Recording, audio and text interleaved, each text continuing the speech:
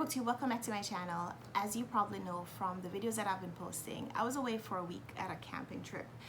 It was a huge camping trip that I've been planning and preparing for over a year, and then it came and it went in a blur, but it's over. I didn't have Wi-Fi, so I had a lot of videos that I made, edited, and just need to post. So they're coming, but today is August 20th. And that means we're 20 days into the challenge, the personal challenge to read 31 books in 31 days this month. And it's not going well. That week that I was away at camp and the week before camp, where I was preparing and buying all the food that I could find and packing everything that I could think that I would possibly need during that week away where I had 13 children in my care, I didn't do that much reading. So on day 20, I've only finished 6 books. I'm in the middle of several other books, but so far I've only finished 6 books in 20 days. That's not good. But I'm gonna tell you the 6 books that I've finished because, well, I wasn't here on Friday to do a Friday Reads video. And since my last check-in, you might not remember what I've read. So I'll tell you, I read Gourmet Rhapsody, Muriel Barbary. This is a translated fiction. So this was my first book in August, but it was also my first book for Women in Translation Month. I read Michael R. French's The Beginner's Guide to Winning an Election. This was YA politics. It was funny. Then I finished a book that I started in July, E.H. Gombrich's A Little History of the World. I was going to say something about this, but I won't because I've talked about it in several other videos. I reread Anne Lamont's Bird by Bird. I finished Love from A to Z by SKLE, which I don't have right now, but I'll insert a picture. So right now you're probably looking at a picture of me holding up SKLE's book or just a flat lay of that book. And then I read Fever Dream by Samantha Schweblin. This was my most recent read. This is also Women in Translation, translated from the Spanish by Megan McDowell. And I should tell the translator for Gourmet Rhapsody was Alison Anderson, who is also the translator for the Neapolitan novels.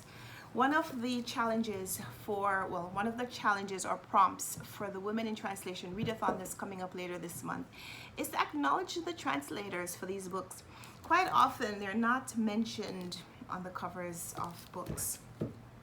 And one of the prompts for the Women in Translation Readathon is to read a book that is a book written by a woman in another language, translated to English, where the translator is credited on the cover. And neither of these books would meet that requirement because these do not even mention that they're translated fiction on the front.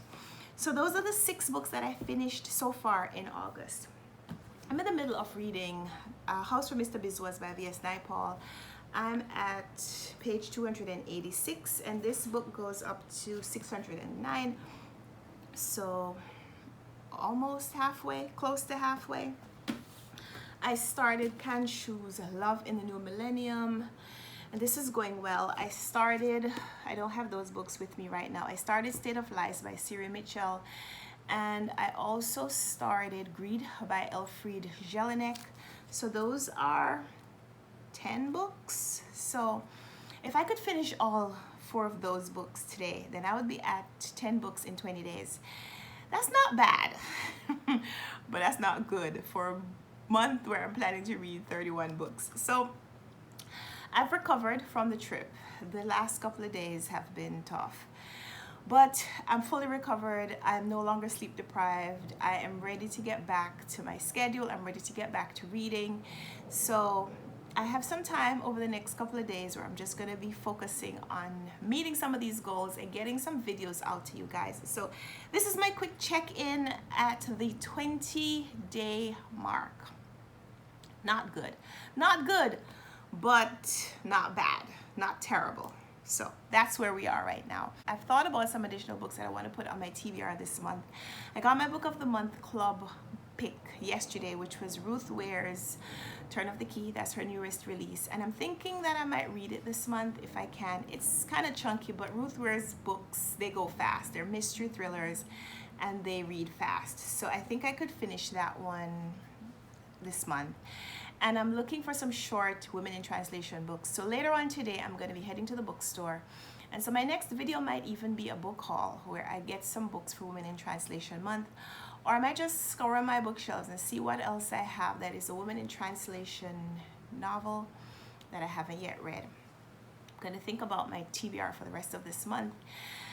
I have some books that I want to read, but they're chunky, and I need some small books now to kind of bump up my numbers, because so far, guys, 6 books finished, 20 days.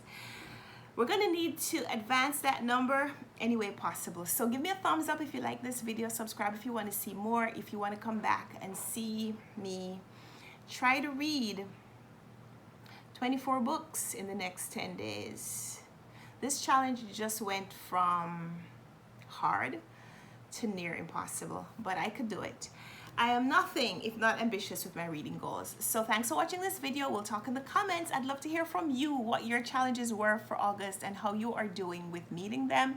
If you're reading Women in Translation books, and what's the best one that you've read so far. This was really interesting. I'm going to be posting my review. Well, I'm going to be reviewing this for a closer book video probably later today. So you'll hear more about that one from me soon. So I'd love to hear from you in the comments. Let's talk down there. And until next time, happy reading. Bye.